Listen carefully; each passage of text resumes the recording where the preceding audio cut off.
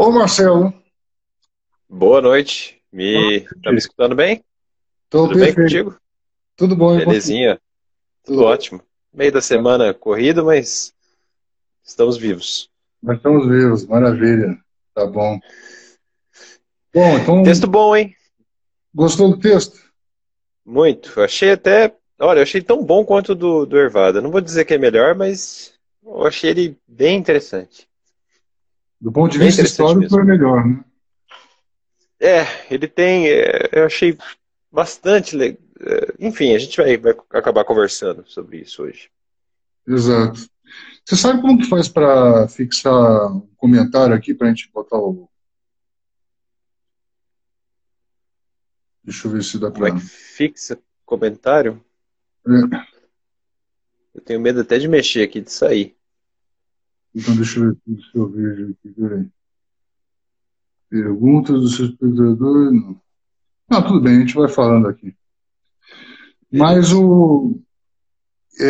esse texto, né, para quem já chegou, depois a gente repete aqui, é Uhum. desse filósofo do direito argentino, Carlos Inácio Marcini Correas, e que ele trata da teoria do direito natural no tempo pós-moderno.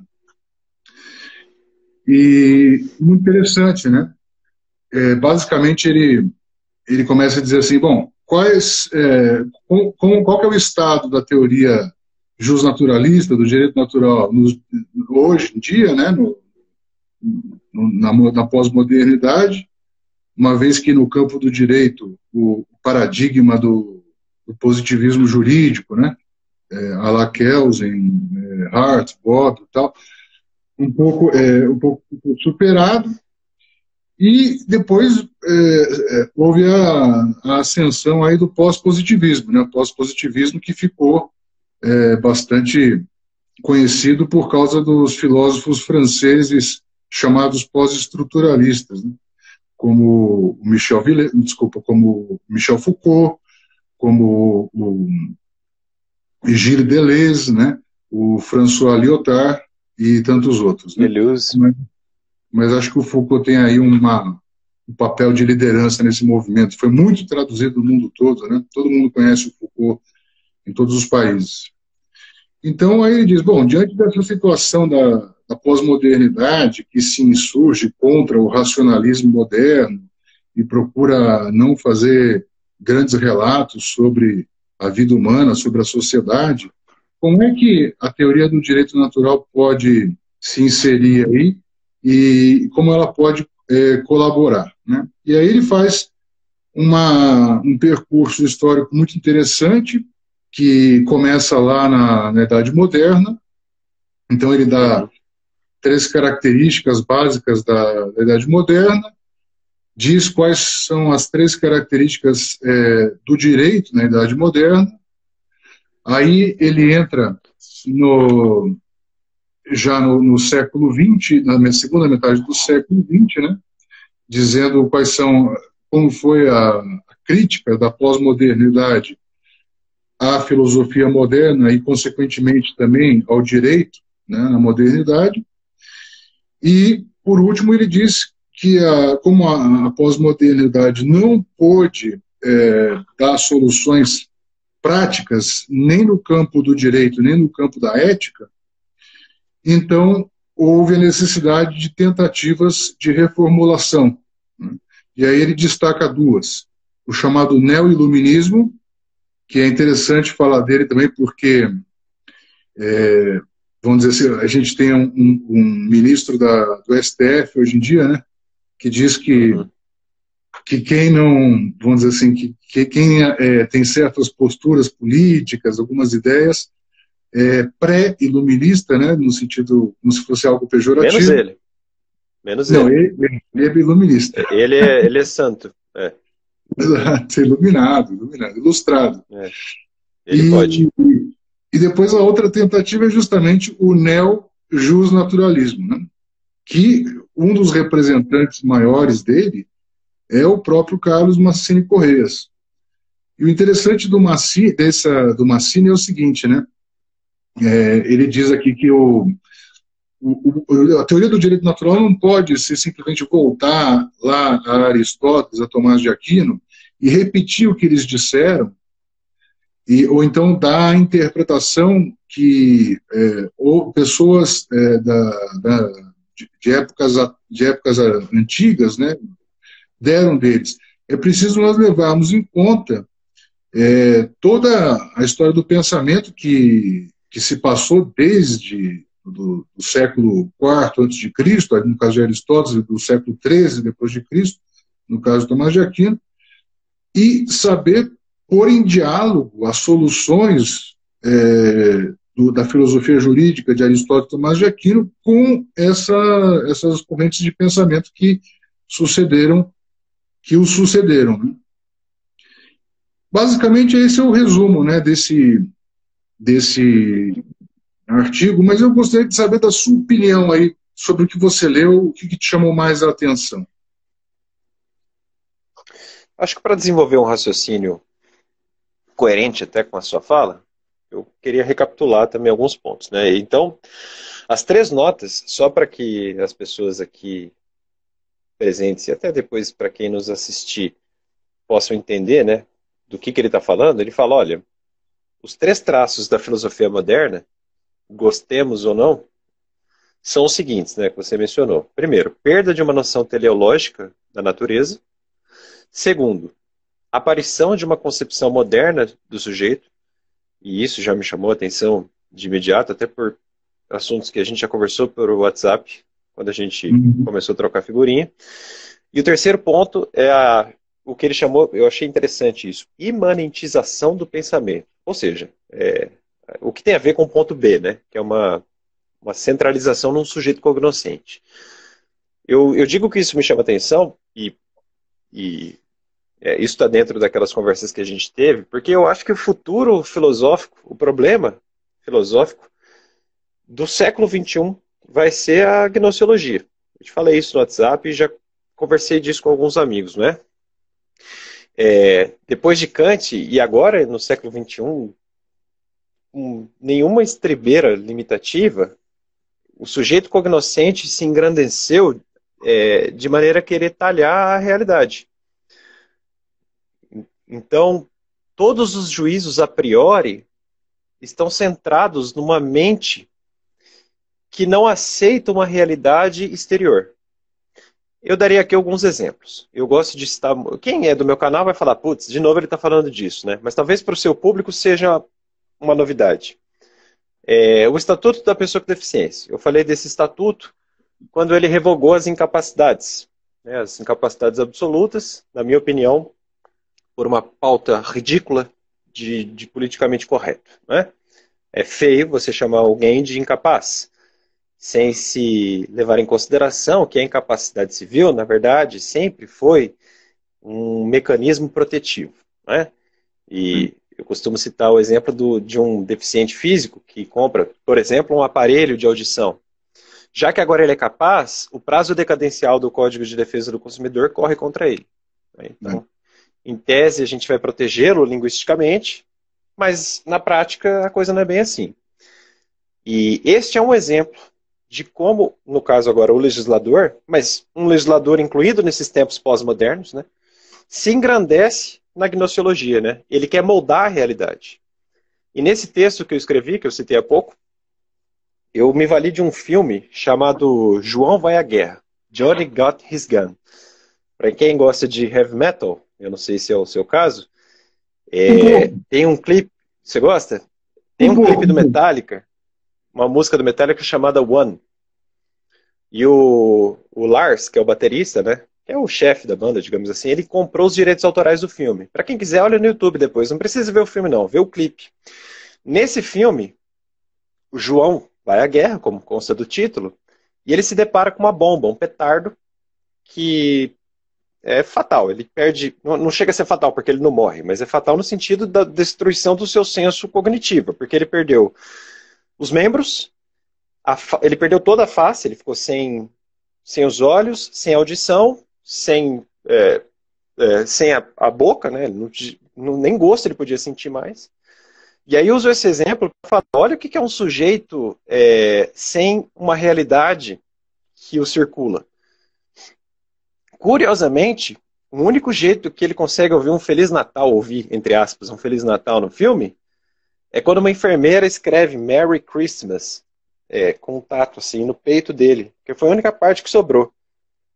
Então, isso mostra, é uma reflexão que eu fiz na época, isso mostra como a realidade reina diante de um sujeito envaidecido, descrente daquilo que está escancarado na sua frente. E essa questão gnoseológica no direito não é um fenômeno só do direito. Eu poderia citar aqui sexualidade. Eu me sinto fulano ou fulana. Para dar um exemplo, né, sem querer entrar nesse mérito, que eu acho que esse povo aí não aceita discutir mais. Né?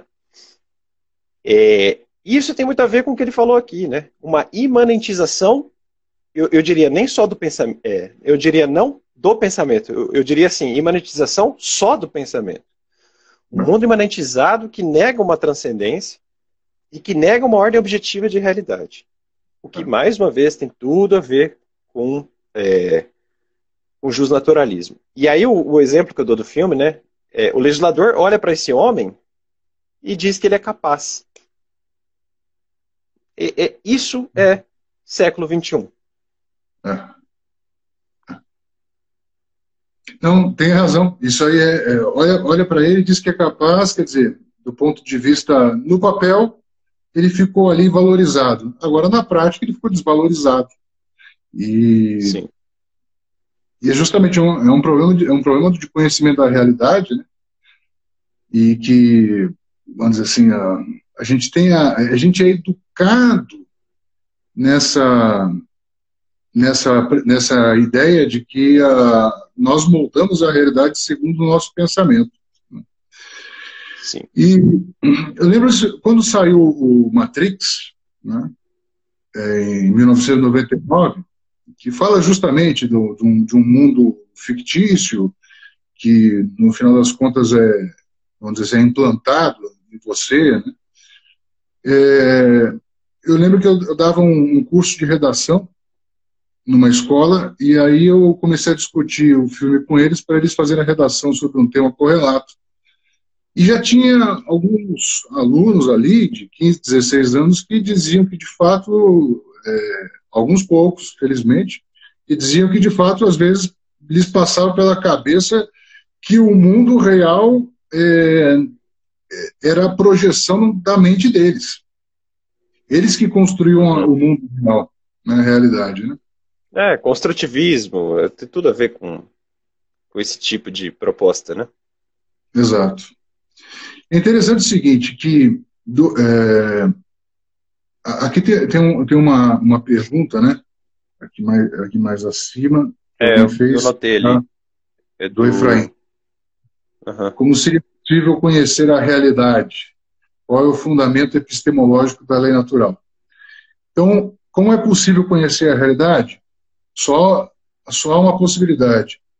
Só uma alternativa. Ou você aceita a realidade que se mostra a você, ou você não a aceita.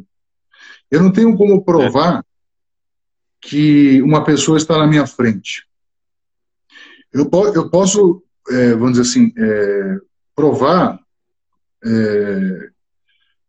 realidades que os meus sentidos não percebem, né, que não estão imediatamente ligadas a mim.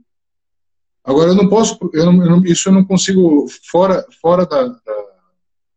É uma verdade metafísica, não é provável cientificamente. No campo da evidência, né, ou eu aceito aquilo que meus olhos veem, ou então eu vou certamente criar um universo paralelo, que é um universo imanentista. Né? E o imanentismo é uma junção de duas palavras em latim. A preposição in, que é dentro. Né? E manere é um verbo, mane ou manere, um verbo que significa permanecer. Então é permanecer dentro. Então, no campo da filosofia moderna, o que ocorreu? Primeiro, ocorreu um imanentismo do conhecimento cognitivo. Tá? Então, Lá no século XIV, nos anos 1300, você tem um frei franciscano inglês chamado Guilherme de Ockham, e Guilherme de Ockham diz o seguinte: olha, a realidade que nós vemos, diferentemente do que toda a filosofia disse até hoje, ela não tem uma razão de ser em si, dentro de si, ela não tem uma finalidade embutida nela, ela não é teleológica, ela não tem um telos, né, um fim embutido nele, não tem uma causa final. Ela é pura materialidade que existe e que existe dessa forma porque Deus assim o quis. Então você começa com um imanentismo gnosiológico, um imanentismo cognitivo, do conhecimento. E isso vai se mantendo no final, na Baixa Idade Média, depois no Renascimento também. Quando chega a Idade Moderna, né, no início da Idade Moderna, você tem lá uma série no início do racionalismo no continente europeu, você tem os primeiros filósofos, todos eles continuavam nessa pegada não cognitivista da realidade, a impossibilidade de você conhecer a realidade que está diante dos seus olhos, né? Só que eles ainda acreditavam em Deus, eles ainda tinham, por educação familiar, uma fé religiosa, né? Então você pega Descartes, por exemplo, ele era católico e morreu católico. Spinoza era judeu e morreu judeu, né? E assim vai, né? Malebranche era também um padre católico, Leibniz era luterano, e assim vai. Quando você chega já no iluminismo, né, aí você começa a criar um ambiente, primeiro, deísta, não teísta, mas deísta. Ou seja, não é um Deus mais pessoal, é uma espécie de força que não dá nenhuma importância para aquilo que ela fez, que é o universo, e deixa o universo à sua própria sorte. E depois do deísmo, no século XIX, começam a vir as correntes ateístas, né? Então vem o ateísmo marxista, o ateísmo kantiano, né, do positivismo kantiano, e assim por diante. Aí sim começa um imanentismo em relação à transcendência. Transcendência vem de scandere. Trans significa além. Scandere, ou do outro lado. E scandere significa subir, escada, subir uma escada, né? Então, aquilo que está além para cima do universo físico, né? Que seria justamente o lugar onde Deus habitaria, né? Então, quer dizer, ou nós aceitamos a realidade, primeiro, a realidade está diante dos nossos olhos, e depois nós, já no campo da transcendência, o campo da transcendência não é evidente. O campo da transcendência, ele precisa de uma reflexão para se chegar lá, seja uma reflexão na base religiosa ou na base racional filosófica, né? Uhum. Senão, o que vai acontecer? Vai acontecer que nós vamos ser doadores de sentido para o universo. Nós vamos criar a nossa própria ética. Vamos dizer, nós vamos acabar sendo o tal do super-homem de que falava Nietzsche, né? Dizer, eu vou ser a pessoa que vou criar os meus valores, né? E com isso eu serei um supra-humano. Não seria um cordeiro, não teria uma moral de escravos, uma moral cristã, dizia ele. Só de continuar, o Efraim complementou. Faço essa pergunta porque, se não me engano, Aristóteles dizia que nada está em nossa mente que antes não tenha passado pelos nossos sentidos. Mas como nós podemos justificar os sentidos como axioma, exatamente. Ou você aceita que as tuas impressões... Essa pergunta se faz a Kant, na verdade. O Kant aceitava também, né? Mas assim, ou você aceita que a tua... Exato. Com outro sentido. Ou você aceita que as suas impressões sensoriais elas são reais, ainda que mais ou menos certas, não são absolutamente certas, ou então você vai duvidar delas. Né? E ao duvidar delas, a única coisa em que você vai poder acreditar é na conclusão que o próprio René Descartes chegou. Eu só tenho certeza de uma coisa, de que eu estou duvidando de tudo. Eu estou realizando o ato de duvidar, que é um ato mental, né? É um ato de pensamento. Ou seja, ao duvidar, eu estou pensando. E por isso eu sei que eu, René Descartes, existo.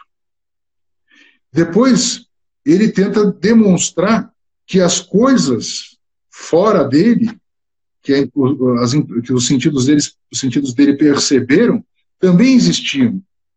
Mas aí ele se embananou todo. E toda a filosofia moderna ficou nesse penso logo existo, no fim das contas. Ficou presa no eu, nesse sujeito imanentista, né? Esse sujeito que acaba criando um universo e, e de maneira gratuita, sem justificativa, diz que todo mundo vive nesse mesmo universo que ele criou. O Kant, por exemplo, ele vai dizer, né? Todo mundo tem a mesma lei a mesma lei moral que eu tenho na minha razão prática. Mas como ele sabe disso se ele nunca entrou na razão prática dos outros? Essa é a pergunta, né? Ele é irrespondível. Totalmente, é gratuita a afirmação dele. É sem justificativa. Né? É completamente axiomática, dogmática. Né? Então, esse fica sendo o problema. Quando a gente chega na pós-modernidade, o que o pessoal faz na pós-modernidade, esses pensadores aí, né? Eles dizem assim, eles dizem uma verdade, essa é uma papagaiada, você partir do penso, logo existo, e querer demonstrar a verdade de todo o resto do universo que está à tua volta. Que o universo que está à tua volta é tão real como a consciência que você tem de si mesmo. Isso é uma papagaiada, uma palhaçada, uma pataquada. Né? Então, na verdade, você só tem consciência de você mesmo, né? E o universo que está à tua volta é uma criação da tua cabeça, de maneira que você pode mudá-lo a seu bel prazer. E aí a gente vê as manifestações práticas disso, né? Sobretudo no maio de 68, né? Que começa na França, né, com o Daniel Cohn-Bendit lá, né, imaginação ao poder, é proibido proibir, não há mais regras. Depois você vem em 69, o Festival de Woodstock também, o sexo, drogas e rock and roll, né, toda essa cultura do consumo de drogas em escala social que teve o seu estopim aí, mas se alastrou e só cresceu a partir dos anos 70, né, e todas as outras, digamos, loucuras da razão que nós quisemos imaginar, que nós quisemos instaurar na realidade. Né? E isso se reflete no direito. Então você vê o caso que você mencionou, né? Uma pessoa que tem uma deficiência física. Então isso é uma realidade. É uma realidade incômoda? Sim, porque o que é deficiente é aquilo que não funciona, é uma disfunção. Né? É incômoda. Incômoda para ela, incômoda para nós também, porque nós nos projetamos nela. Agora, ou eu aceito isso, ou então eu posso dizer que ela é igual a mim e eu acabo cometendo uma injustiça contra ela, que a prejudica, inclusive. Né? Exatamente. E é engraçado, né? É um eterno... você colocou bem, é um eterno apagar de incêndios, né? Tem uma frase, como é que é? Mais ou menos assim, um relógio quebrado, 2 vezes por dia, tá certo. Se você pegar toda a construção pós-moderna, você vai ver que, de algum modo, há um resgate clássico. De algum modo. Eu citaria aqui o exemplo do Karl Popper. Né? O mundo 3 do Karl Popper. É uma repetição linguística do hiperurânio do Platão, do mundo das formas, né? Que o pessoal chama até de idealismo. o que eu acho equivocado, mas é aquela ideia de forma do Platão, não é?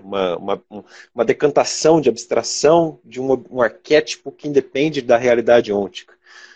Do mesmo modo, outro que eu até gosto de estudá-lo, acho até que ele sofre críticas injustas, mas o Wittgenstein, ele É também bom? chegou nessa conclusão. É muito bom, mas é mais um linguista que talvez não tenha se apercebido de que ele chegou à mesma conclusão dos clássicos. Né? E aí eu pensei aqui, se você me permite, 3 trechos que eu queria interligar para encaixar nessa nossa discussão. Uhum. Vou pedir licença para ler, talvez seja um pouco chato, mas eu acho que vai ficar interessante. O Vamos primeiro lembrar. trecho do nosso texto diz, né? É Massini Correias que fala. Nesta perspectiva, o espaço antes ocupado pela lei natural foi preenchido por um direito racional, entre aspas, construído pelo sujeito não é? De modo dedutivo, a partir de postulados da sua própria razão, não é? Ponto vírgula. É esta e não outra a fonte dos sistemas modernos de direito natural, entre aspas, que precederam a codificação. O constitucionalismo racional normativo e o sistemismo jurídico do século XX. No trecho seguinte, então, o nosso autor hoje estudado diz: pois bem, os pensadores pós-modernos não só proporcionaram, ou melhor, não só proporcionam estes 3 elementos à teoria do direito, ele se referia a 3 aspectos, né? Como também os negam explicitamente, dando lugar a outras tantas aporias irresolúveis no âmbito desse mesmo pensamento. Então, é assim, eu nego a transcendência, mas aí eu me dou conta de falta de um sentido de justiça. Nossa, eu preciso conceber uma super teoria que vai dar conta desse problema. Uma teoria imanentizada que diga para nós o que é justiça, que diga para nós que algo é injusto. Só que para isso eu preciso de uma comunidade de intérpretes consensuada democraticamente, né? Um colegiado democrático, etc. E aí o último trecho que eu gostaria de ler é o seguinte: esta pretensão de reconstruir a objetividade ética de forma procedimental, isso é muito forte em Habermas, por exemplo, não é senão uma consequência tardia do abandono moderno da lei natural. A perda da objetividade entitativa forte do pensamento clássico desemboca na perda absoluta de toda objetividade, como no caso dos pós-modernos, ou na tentativa de reconstruir essa objetividade de modo formal, procedimental, consensual.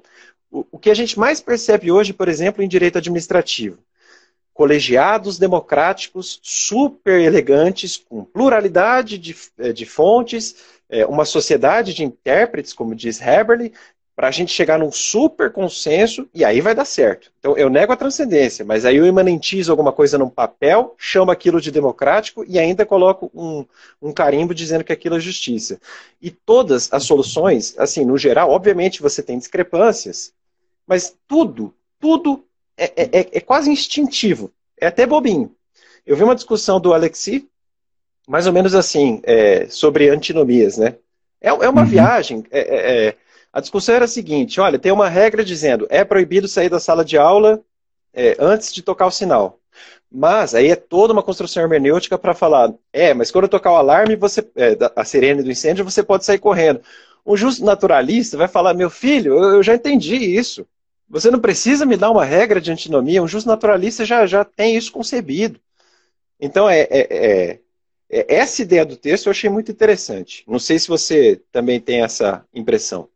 Também tem. Inclusive, eu vou falar sobre isso, e depois eu pego uma pergunta que o Matheus Pérez Tonioli fez aqui, que é interessante sobre essa guilhotina do Hume, né, entre dever e ser, né, fato e valor. Vou aproveitar e vou unir as duas coisas. Tem eu estava falando com um aluno meu, aliás, estava dando uma aula exatamente sobre isso, né? E aí um aluno mais velho, que já tem mais experiência, ele disse, mas é lógico que vamos dizer assim, as reuniões parlamentares, vamos dizer assim, as assembleias que vão fazer uma votação para chegar a um consenso, o que é a votação? O que é, vamos dizer, o procedimento para chegar a uma definição que vai valer agora aqui para o condomínio, aqui para o Brasil, ou aqui para o Estado, vai ser isto, né? Se não, segundo ele dizia, né, uma maneira de pôr fim à discussão. Ele dizia o seguinte, olha, o pessoal gosta de discutir, beleza, vamos deixar eles discutirem, vamos criar aqui o procedimento do diálogo, né? Tá? Todo mundo vai poder dar a sua opinião, emitir o seu juízo, depois a gente vota. Quem ganhar, vamos dizer, a posição que ganhar vai ser a posição implementada. Ponto final. E para ele só servia para isso, vamos dizer, a discussão, né? O diálogo, né? A dialética. E aí, na verdade, é o seguinte, se você realmente pensa que não existe uma solução mais justa do que outras, a resposta então a inteligência artificial vai virar juíza.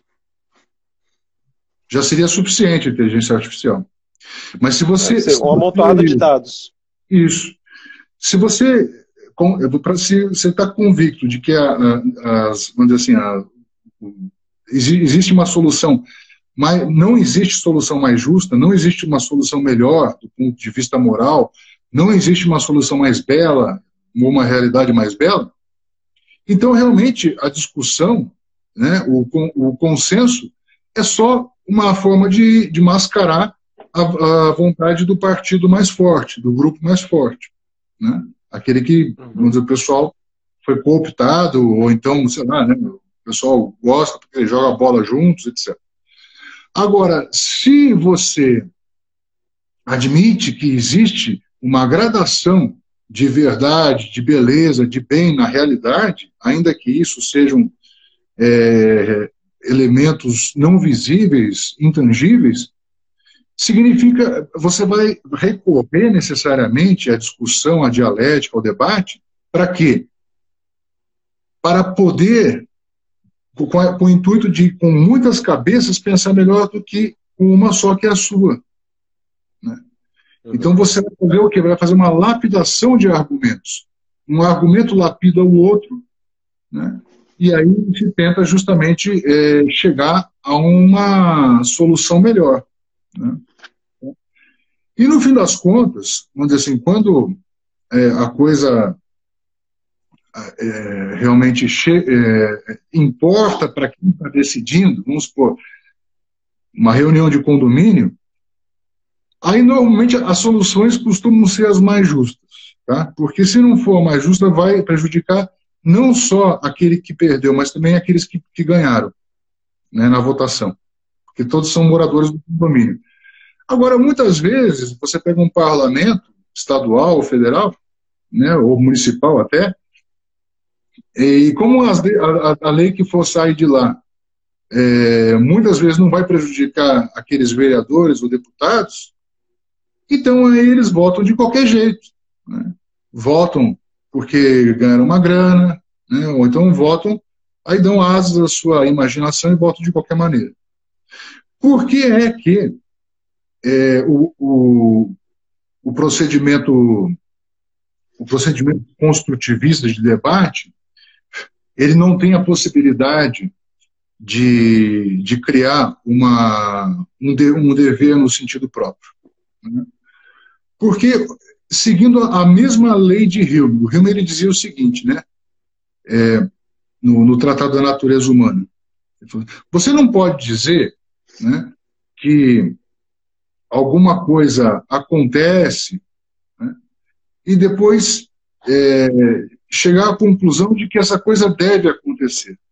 Ou seja, você não pode pular de uma coisa que para uma coisa que deve ser. Você não pode pular de um fato para um dever, de um fato para um valor, para aquilo que deve valer, deve ser. Né? Mas isso que o Hume disse já está explicado em Aristóteles, né? Nos analíticos anteriores, né? Nos analíticos posteriores, obras de lógica de Aristóteles. Ou seja, num silogismo, num raciocínio, a conclusão, que é a última proposição, a conclusão, não pode haver na conclusão nada que antes não esteja nas premissas. Então, lógico, você não pode, por exemplo, dizer, depois do fim das aulas, os alunos voltam para casa. João é um aluno, logo João deve voltar para casa. Não, se nas duas primeiras frases, nas duas primeiras proposições, você não tinha o verbo dever, como é que na conclusão você inclui um verbo dever? Né? Então, o que acontece? Acontece que muitas vezes, quando nós dizemos a coisa com o verbo ser, né? Então, sei lá, pegando o mesmo exemplo, depois da aula, os alunos voltam para casa, né?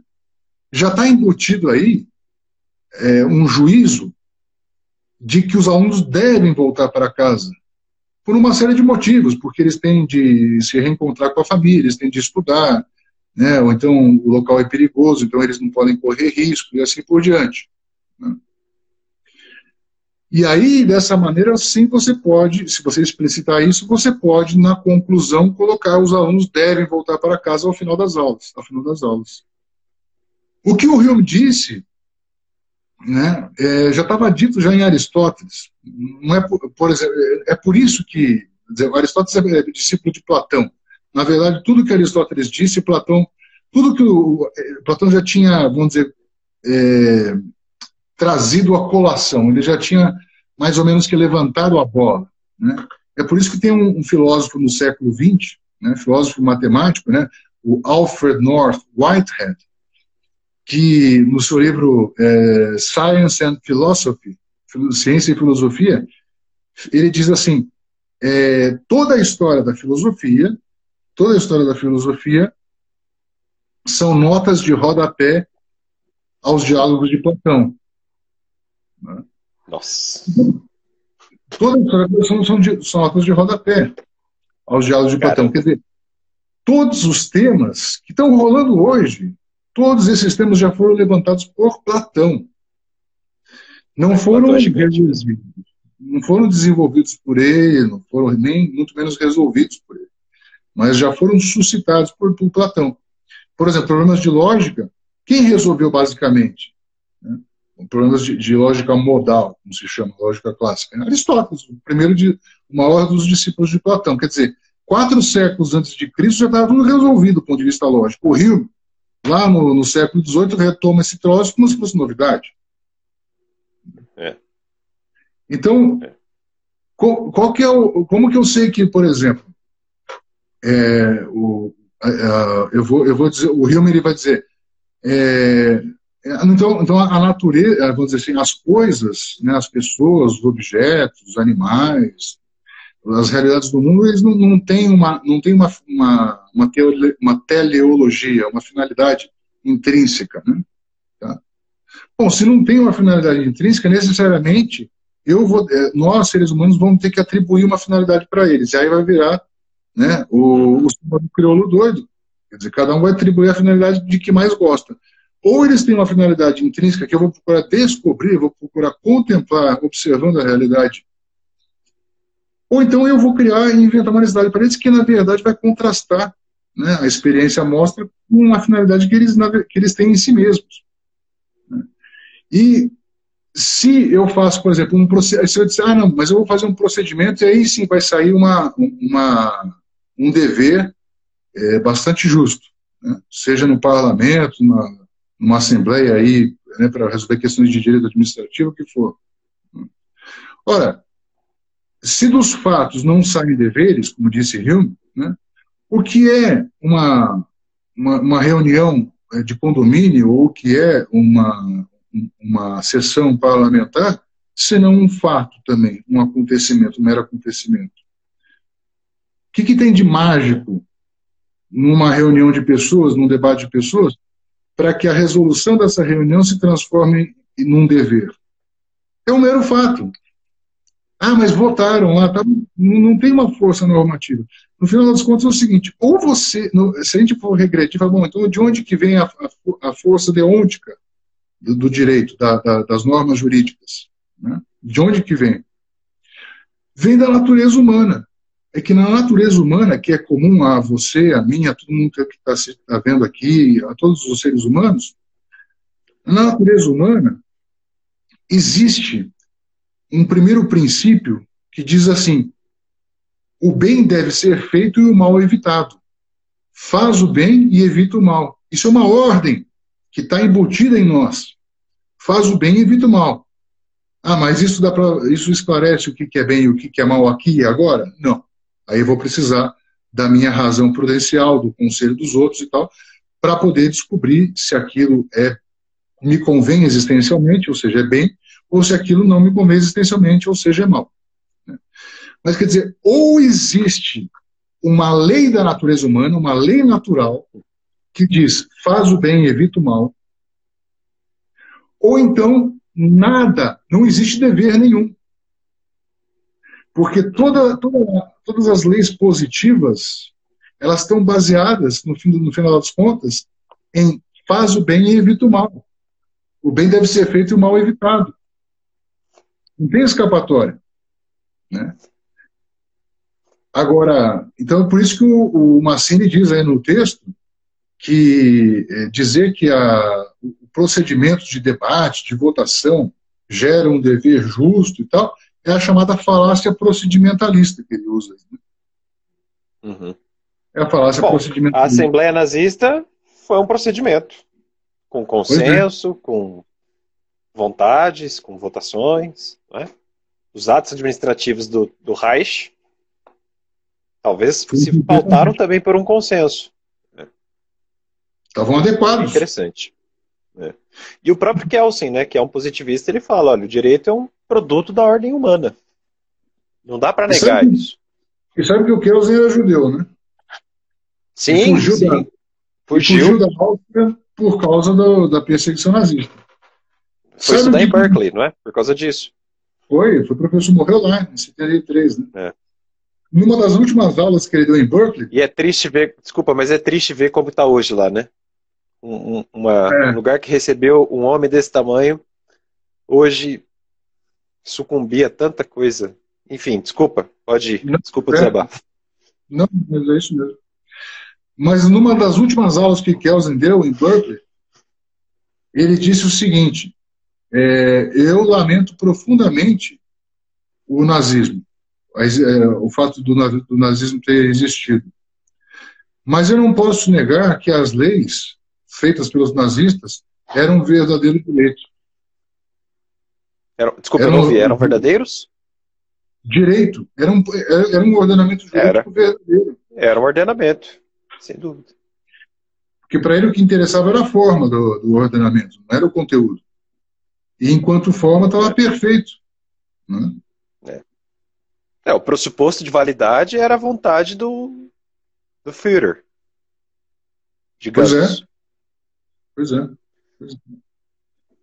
Aí, se você vai querer chegar a fazer... Mas por que na natureza humana existe esse primeiro princípio da razão prática, que é um dever, né? Faz o bem e evita o mal? Né? Aí você vai fazer você vai fazer uma filosofia sobre Deus, sobre aquele que teria criado o ser humano. Né? Isso tem uma disciplina da filosofia que se chama teologia filosófica. Né? Dentre vários temas, estuda justamente a possibilidade de Deus ter criado o homem, a existência de Deus e muitas outras coisas. Né? E, Frederico, e aquele povo que aparece já gritando, mas o Estado é laico? E aí, como é que a gente responde? Tem que diferenciar. Pois justamente, porque é laico. Deixa eu estudar esse negócio. Tem que diferenciar Estado laico de Estado laicista. Sim. O Estado Parece laico... um mantra bobo, mas não é. Não, o Estado laico é bom, o Estado laicista é ruim. O Estado laico é aquele que não tem uma religião oficial, ele não privilegia nenhuma religião, mas ele privilegia mas ele vê a importância de todas as religiões, a não ser religiões que realmente vão diretamente contra o bem público, a vida humana, etc. Não, sei lá, uma religião que faz sacrifícios humanos. Aí já não dá para aceitar porque vai matar o ser humano. Né? Contou com a Sei lá, chancela. Ah, não. Aqui, que mata animais, né? O Supremo, esses dias, entendeu que isso seria constitucional. Sem entrar no mérito, é engraçado que o pessoal vegetariano não fala dessa decisão, né? não, aí não. Aí não. Os Não, veganos porque aí aí não não. interessa para sinistra. É. Mas, quer dizer, o Estado laico é isso, é o Estado que não tem uma religião oficial, mas que vê a religião como um elemento importantíssimo para a coesão social e favorece as religiões. O Estado laicista é aquele Estado que não tem uma religião oficial e entende a religião como algo maléfico para a sociedade e, por isso, procura persegui-las, né? Uhum. E você vê de uma maneira, às vezes, escancarada, como é na China, por exemplo, ou de uma maneira velada, como acontece em praticamente todos os países do Ocidente, até na América Latina. Uma perseguição à religião. Então, um camarada chega lá e fala assim, não, então vamos dizer assim, o justnaturalista, ele, no fim das contas, ele diz que o fundamento para da deonticidade do direito, né, vamos dizer assim, da imperiosidade do direito, do caráter de dever que o direito tem, das normas jurídicas, é o fato de Deus ter criado o homem com essa natureza que tem uma regra embutida, né, faz o bem e evita o mal. Então você não pode participar do debate. Eu falo, não, eu posso participar do debate por quê? Porque eu não quero impor minha religião a ninguém. Nem essa convicção eu quero impor a ninguém. Né? Mas eu quero incluir um debate. Pois é. Quer dizer, por falar em procedimento, né, de legitimação, olha, tem uma maioria aqui que talvez diga algo que você não vai gostar. Pois é. Eu não quero, vamos dizer, que as pessoas... Não se trata de aniquilar quem... Pode terminar o raciocínio, mas é exatamente isso. Exato. Que você ia falar. Entrou aqui um amigo meu chamado Enzo, ele me deu oi. Eu digo, fala Enzo, tudo bom? Olá, Enzo. Então, o que acontece? No debate, eu não quero forçar ninguém a concordar comigo.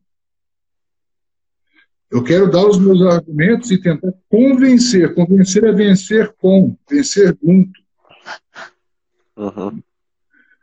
a pessoa. Então, por exemplo, você pega um autor como John Rawls, né, Uma Teoria da Justiça, ele diz assim, todo mundo que tiver uma visão de mundo abrangente, né, ou seja, tem respostas para todos os problemas éticos, essa pessoa não é um agente político racional, não pode debater. Né? Deus me livre. Né? Quer dizer, todo mundo que seja muçulmano e cristão. Né? Tá? É isso que ele está falando. Deus me livre. Basicamente é isso. E depois você tem outro cara, que é o Habermas, que embora ele seja um construtivista... Ele deu uma mudada recentemente, né? Não estou falando de religião, o pessoal está até meio...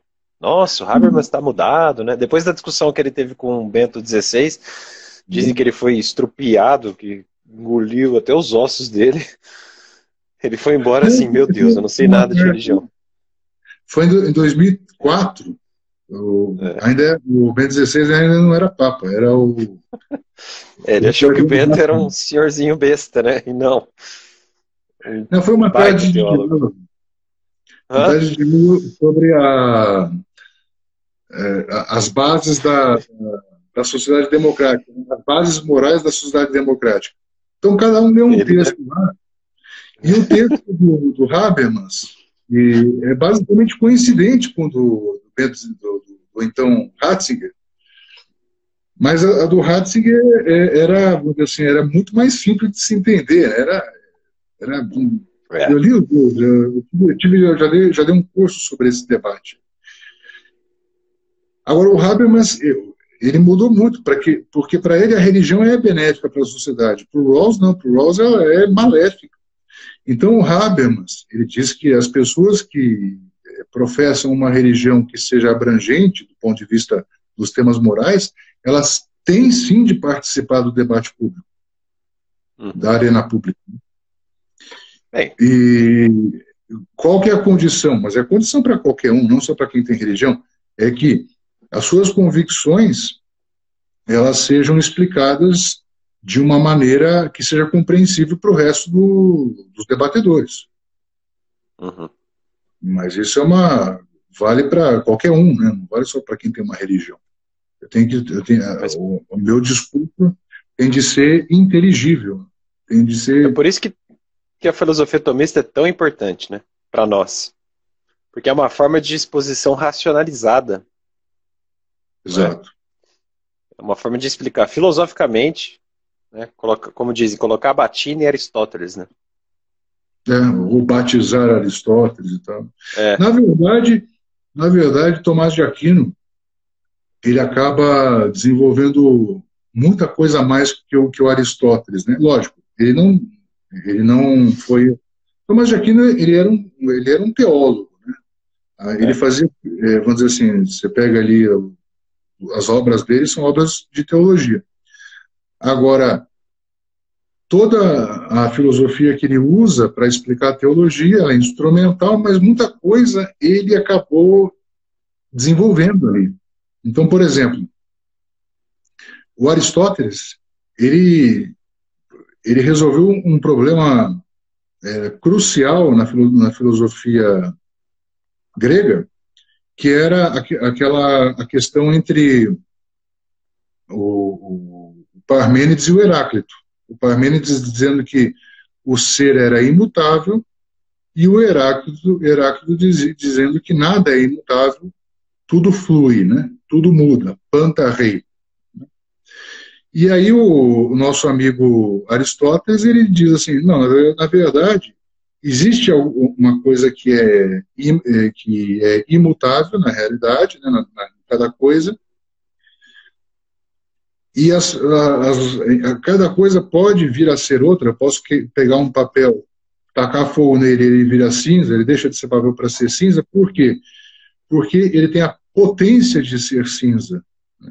Um bebê tem a potência de ser um adulto. Uma semente tem a potência de ser árvore. Então, quer dizer, você tem o ser em ato e o ser em potência. Ele descobriu, então, esse binômio do ato e da potência, das coisas que são atualmente e das coisas que são potencialmente, podem vir a ser. Uhum. E o Tomás de Aquino, ele fez um acréscimo aí muito importante, que é a noção de ato de ser. Né? Ato de ser. Quer dizer, não é simplesmente que vamos dizer assim,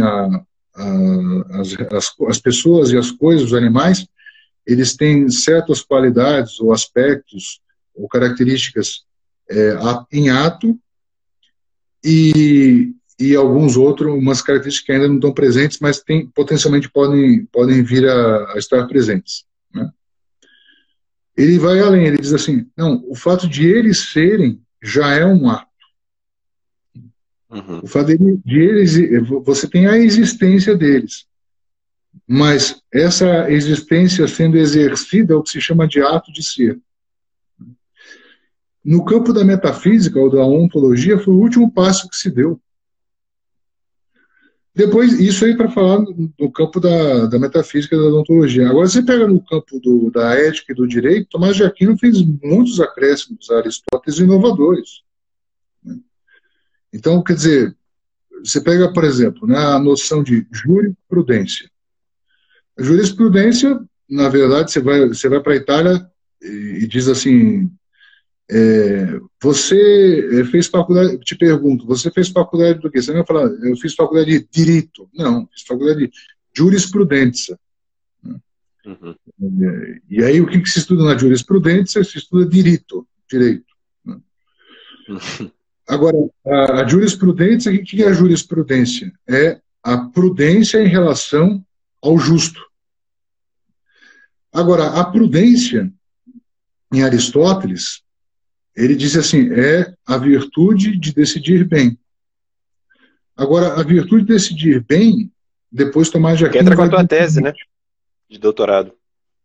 É, que eu falo Preciso das ler, virtudes. senão. Exatamente, falo das virtudes do juiz e tal. Mas Aristóteles, desculpa, Tomás de Aquino, quando ele fala da prudência, ele diz o seguinte, a prudência é composta de 8 partes, pelo menos. Ele pega 2 partes de Aristóteles, 3 de Cícero e 3 de um cara também romano chamado Macróbio, né, que é pouco conhecido. E ele diz assim, essas 8 partes, se uma pessoa não tem essas 8 qualidades, essa pessoa não vai ser prudente. Assim como uma casa que não tenha alicerce, parede e telhado, não é uma casa. Precisa ter essas 3 coisas para ser uma casa. Então ele começa a dizer as 8 partes da prudência. Fala da memória, fala da circunspecção, né? Fala da precaução, fala da previdência, né? Fala da capacidade de raciocínio, uma série de coisas. E isso importa muito para o campo da ética em geral e para o campo do direito em particular, não só para o juiz, mas também para os outros aplicadores do direito, né? Para os advogados, para os promotores de justiça, né? E assim vai. Porque, vamos dizer assim, com o conhecimento técnico, meramente, né, o que eu posso demonstrar? Posso demonstrar que eu tenho uma rapidez mental, uma concatenação de ideias boa, né, às vezes muito boa, excelente, mas isso não garante que eu seja uma pessoa boa, uma pessoa que faça o bem. Né? Uhum. Tá? Então, quer dizer... Isso é interessante para estudar a fundamentação das decisões, né? Claro. A gente acha que é só um exaurimento analítico de petição e contestação. Vai muito além disso, né? É que na petição e na contestação não estão todos os elementos, em primeiro lugar, e depois, a depender do seu caráter, da índole do juiz que julga, ele pode interpretar o que está ali na petição inicial e na contestação de maneira distorcida. Se ele for um cara que vende sentença... então ele maqueia isso. É muito fácil fazer isso. A gente sabe que é fácil fazer isso, no aspecto retórico, não político, obviamente. Sim. Ele pega a emenda que ele quiser, joga lá dentro e acabou. Oi. Ponto final, ponto final. A gente tem aqui 1 minuto e meio. Você quer comentar alguma coisa mais do artigo aí? Não, eu tô... Quer dizer, é que tá apertado o tempo, mas eu tô satisfeito. Eu não sei como é que tá o seu horário. A conversa está agradável. Os meus alunos gostam bastante do senhor. Por mim, ficou ouvindo aqui a noite inteira. E os meus alunos também, pô. A gente bate um papo legal aqui. Não, mas depois, daqui a pouquinho, a gente já termina. Aí tem 30 segundos restantes. Então, vamos fazer o seguinte, a gente pode depois pegar vou ver um outro texto. Um outro texto. Perfeito. E a gente pode conversar também com eles aí. Né? O pessoal que quiser mandar perguntas aí, pode mandar pelo direct. Não deixa de salvar o vídeo aí no seu Instagram, para eu colocar no YouTube depois, se você não se incomodar. Não, faço isso.